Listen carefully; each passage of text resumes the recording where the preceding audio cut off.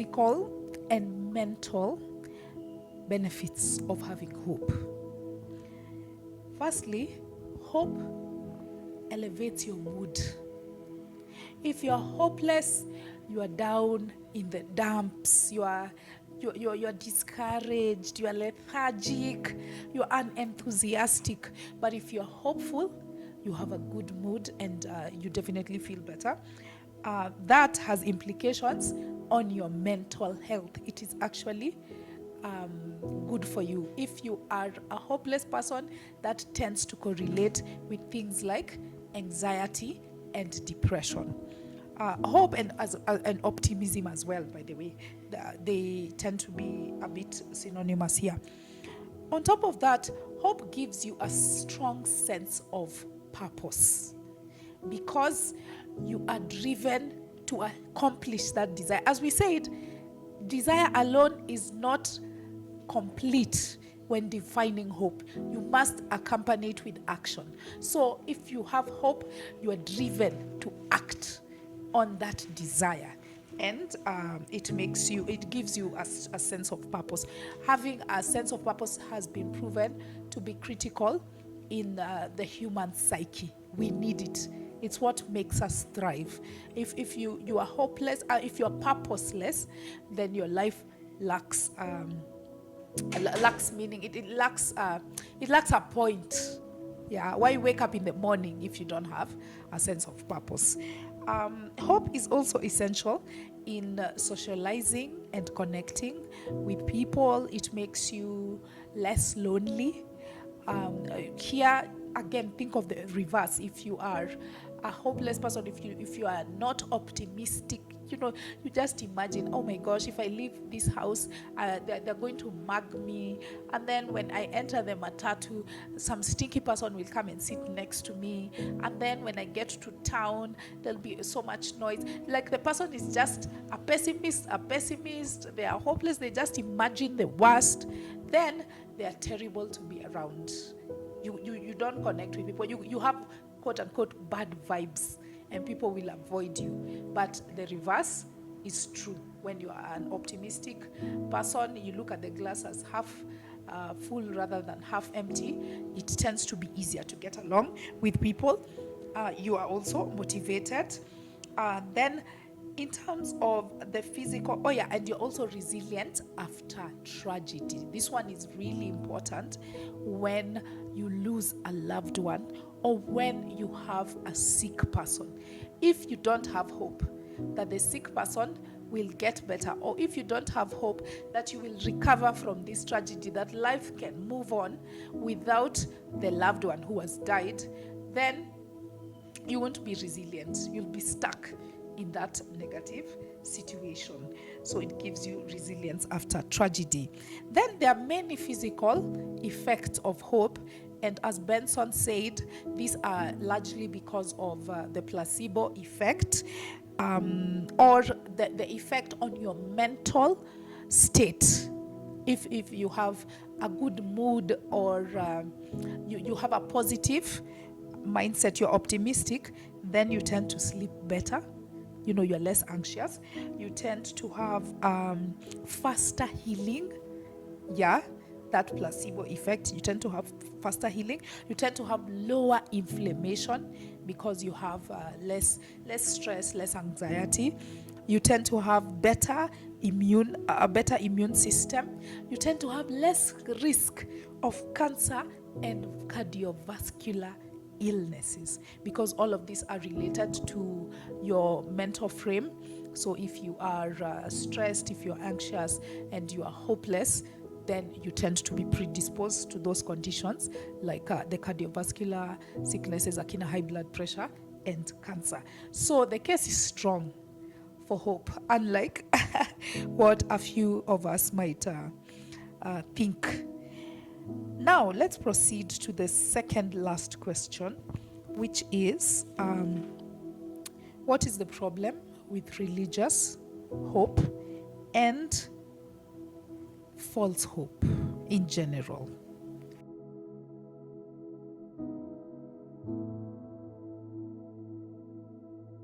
What I can say about the religious hope or some false hope.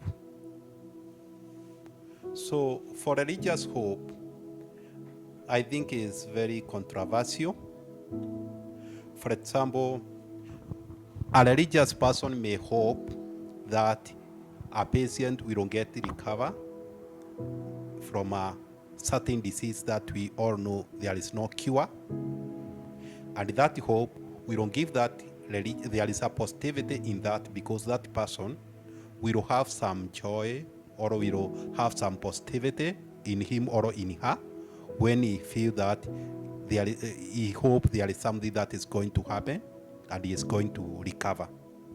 But the result will be zero. So when the result becomes zero, we will become more heartbroken than he was before he was hoping something. So that is why we find the religious hope sometimes can be very tricky. Sometimes may be positive, and sometimes can increase heartbroken in that person. So in hoping a false thing, that will only add more heartbroken, or will cause you more, it will cause more harm. For example, I may hope I'm going to win an election, but the chances of winning an election is almost zero. So if I have that positive, I will live happily waiting for me to win that election. But the moment I lose that election, because the probability of losing election to become a president or an MP, according to statistics, will be very low. So I will get more heartbroken because of that I had hope of. But if I was not hoping for something, I will not get much heartbroken if I had no any hope about that. So that is the negativity about the false hope. So you hope for something that is impossible. It will end up making more mess in your life. Thank you. Okay, so for me, religious hope, I think it is the most dangerous hope that I know. Because, in religious hope, you are putting your hopes on a fictional character. You are just told that pray and hope that things will be well, yet you are not doing anything about it. Most of the time, that's what they are told by their religious leaders, specifically the pastors in the Christian religion. Religious hope, they put more of their hope in a fictional character rather than putting hope in themselves. They are waiting for a fictional character in heaven to do something as they continue hoping instead of doing something themselves. So for me, religious hope, it is very dangerous. One of the dangers of false hope is it sometimes can lead to more stress and depression. Like, for example, there are these land selling companies where you invest hoping in return to get a land. But then at the end of the day, you are told that something came up and the money was somehow lost. So even it results to some unnecessary court cases and so many other things. Okay, false hope and religious hope. We had to distinguish the two because not all false hope is religious hope. Okay, so Shiro has given us an example of a secular case, a non-religious case of false hope. It's when you are desiring something and actually taking steps towards it, but there's no likelihood or very minimal likelihood that the thing will happen. Usually, this is because the person who will facilitate that desire is lying to you. So con men in various industries, like in the real estate industry here in Kenya, we have those people who are fraudulent and they sell fake plots. They sell you hot air.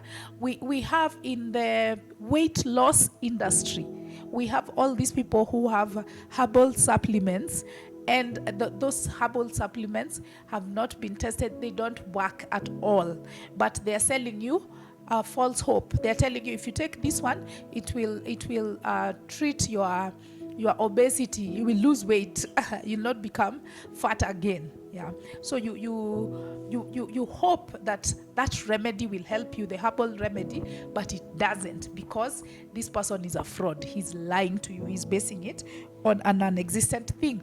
Or somebody advertises a job position and they say that they are hiring. Then you go there and place your interview papers, or you go there for an interview, but they tell you to give them a little something on the side so that they can bump up your CV. You do that and then they disappear. They gave you false hope. Yeah.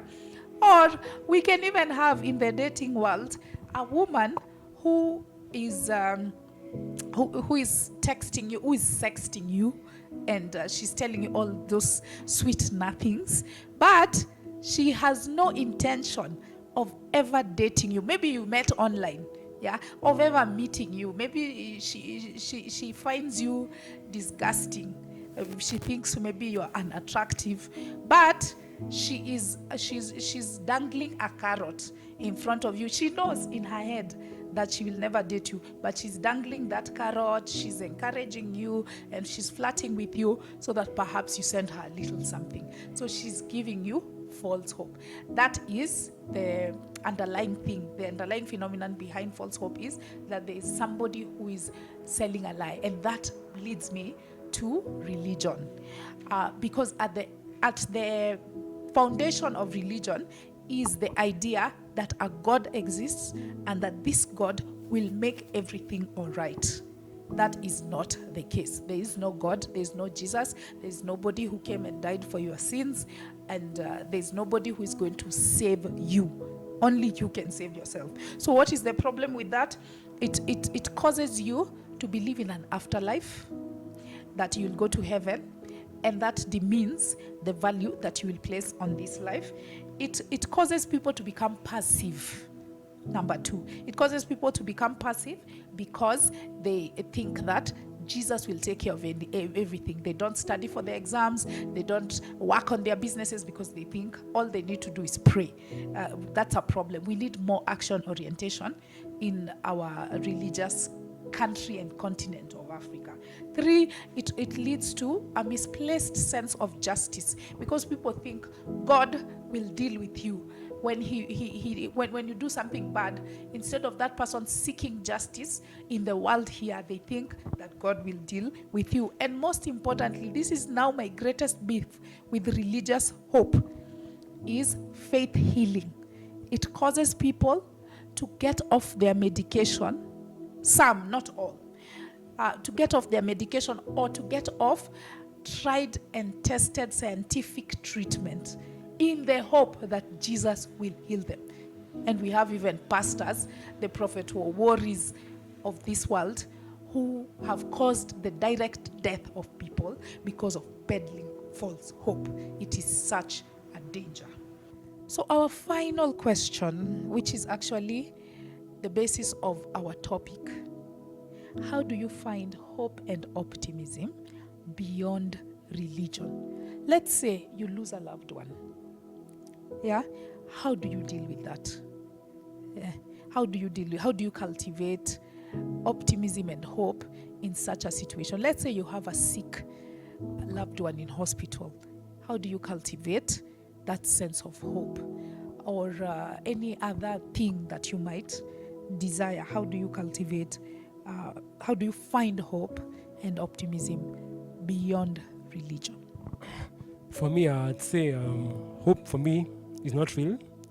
So I just focus on actions, because you have no control of what's happening. Do your best, then it's beyond your control. Because if you hope for something, and it doesn't happen, it's still disappointment. Whether it's religious or not religious, there'll still be disappointment. So do your best, and whatever happens, happens. It's beyond your control. Yeah, thank you. On hope, I have to analyze the situation and the advantages or disadvantages of working on it, and think about it critically, and look if there is a probability is on my side, and if it's not on my side, well, then I accept that hoping on a certain thing will be toxic positivity. And the moment I accept that, life goes on knowing I will never achieve something because of other reasons. Maybe the stakes will not be on my side. So I think people should also buy the idea in that life could be absurd, and you don't have to get everything you desire. You cannot always get what you want. So sometimes hope is just toxic positivity.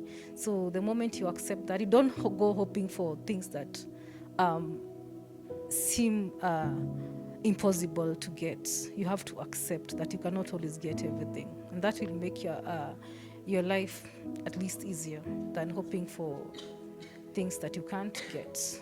Okay, so hope beyond religion. For me, how I cultivate hope in mine is that I accept that sometimes I just accept that some things are beyond my control. As I hope for the best, as I hope for the best, I also work on whatever I can. Even when I'm applying for any job, I in my mind or in my heart, I know that some things are beyond my control, but I just work on whatever I can control. And like the religious of where you are told to be praying, and that fictional character is in control. Some things are beyond your control. So it is about just accepting whether you've lost your loved one. I just do it by just accepting that some things are beyond my control, and that's how I cultivate my hope. As artists, I think we should find an identity that does not seek to always be in direct conflict with religion or in parallel. So, I mean, if we are talking about broader things in life, I think since our motto is human secularism, I think scientific inquiry is something that we ought to, look at. Other forms of, let's say, for me personally, from a young age, I learned that talking to someone is really helpful, and that is something that I do regularly. If I'm down, I'll look for someone who has the same experience or does not have the same experience, so that I can have a different perspective. One thing, you should choose your friends carefully. I think they are very important in how you think, and they are also very important in how, in your pain tolerance, if I would say, because what they tell you, the experiences, how you watch them, what you learn from them is what you try to emulate, let's say. In things that are, let's say, inevitable in life, I think it stems from a young age. If our parents are able to help us know that there are some things in life that will always be painful, that will always hurt, I think that helps us to better manage our expectations when we are doing something, or when we are having something, or we are encountering something. If I would draw from a personal experience, my father prepared me when I was young. My father had already prepared me for the event where maybe he would not be there. So in my back of my mind, I was always like, yeah, death is something that is there. And then he died. So when he died, observations from other family members was like, hey, you guy, it's like you're not that shaken, it's like you're okay. But deep down in my head, I knew that he had already prepared me. So it was just seeing out the rest of what happens after death. And I think our education systems need to change. I think the psychology around, I would say, our mental health, Kenya's mental health, We need to have a discussion around it, and maybe such things will help us move on from mythical and superstitious, I would say, affirmations. Thank you. That was my time. Okay, I believe there is hope beyond religion. If I was to speak maybe from my own experience, I actually felt free when I left religion. It is more freeing and there is more hope when I am not in religion, because in religion there was a lot of false hope. Things that were promised or things that we were supposed to hope for that would happen in the future or after death or even when I am still on earth, but that were supposed to happen were not true. They were lies.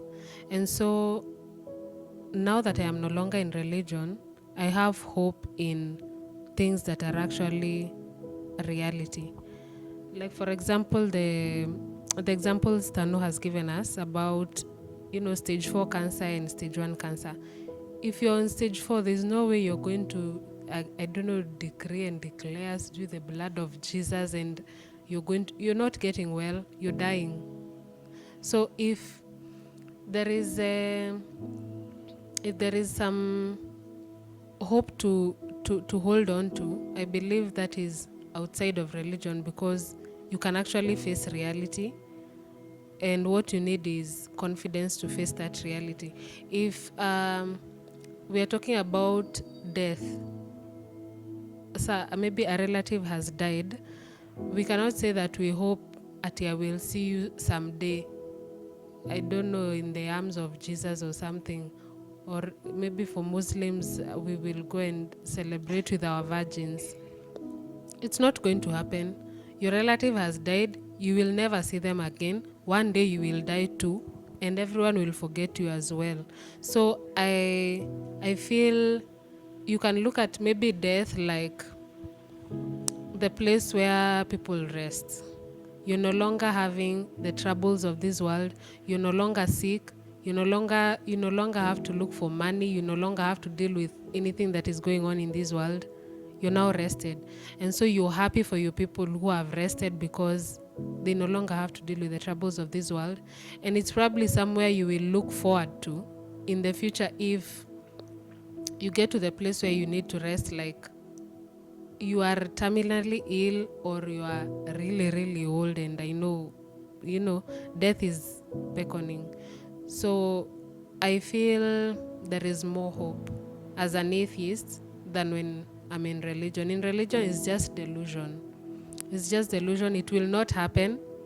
The things you're hoping for, they are not true. They are just lies. And so it's better off when you're not in religion. Wow, she has spoken like 10 wise men.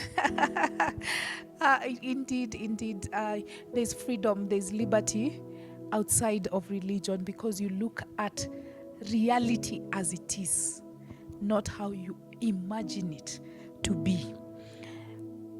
For me, how I find hope and optimism is I like to set goals.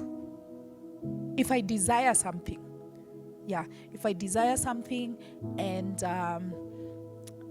I want to accomplish it, I'm hopeful about it, then I set goals. For instance, I desired that we will have a successful video shoot, and I set goals. I was like, I will contact Juliana from the events team. Shout out Juliana from Ottawa, Canada. That I will contact her to make a flyer for us. That I will contact Eston to go and book our Airbnb for the video shoot. That I will contact the treasurer to start the fundraising. I set those goals, and I said that on Monday I'm going to do this, and then I'm going to follow up on them. Yeah, so that gets me on that optimistic track, because I'm dwelling on concrete things. Then also information and expertise, because we need to be in touch with reality. Our hope needs to be the good kind of hope, not the irrational hope or the false hope.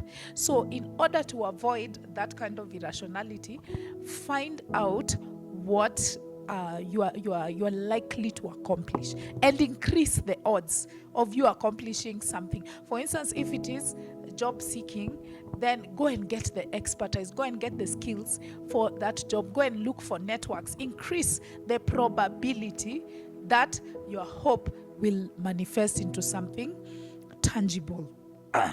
Another thing, what Nikki said, the company you keep, I don't like to surround myself with overly pessimistic people. They're like, Dorcas, why bother? Why bother going to that Airbnb? Airbnbs are where femicide takes place. Yeah, somebody who is just negative, they just put you down. Dorcas, you're dating again. Why? These men are useless. Forget about them. Men are trash. Oh, Dorcas, you are moving to Kawasukari. No, Kawasukari is this and this and that. They're so pessimistic. It's so difficult to move ahead in life when someone is always dragging you down. So I'm careful about the company I keep.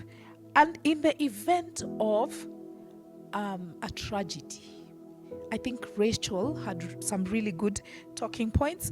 What I would add there is therapy. I think Kenyans, Africans need to embrace this concept. When you are grieving, it's really difficult to pick yourself up. So therapy is a good option. But if you don't have the budget for it, then you can turn your friends into therapists. Me, I talk. Okay, not to all, but there's some special friends, confidants that I have when I'm going through a tough time that I speak to. And the moment we are done with that conversation, I feel 100 pounds lighter. And in that case of losing a loved one, I think finding activities that bring you joy and growth, I think those are very important. But the mindset, what Nikki spoke about, which is preparing in advance, knowing that this can happen. Embrace the concept of probabilities. Hope, yes, hope, but know that your hope may not always be actualized. There can be a probability, probably, that it might have a low percentage of it occurring, but it can occur. Yeah. Nonetheless, there is a high probability that it can occur. So go ahead and give it a shot. But if in your mindset you are prepared for anything, you try your best, you hope, but you know that it can occur or it might not. Your desire may be fulfilled or not. You're mentally prepared for it, then you will be resilient for those disappointments. Overall, I think there is hope and optimism beyond religion, and we need to explore those resources at our disposal: goal setting, friends, therapy, etc. I wish you all the best. I hope you will have a hopeful life. Please remember to share, like, comment, and subscribe on our channel, and we will see you next time. Bye.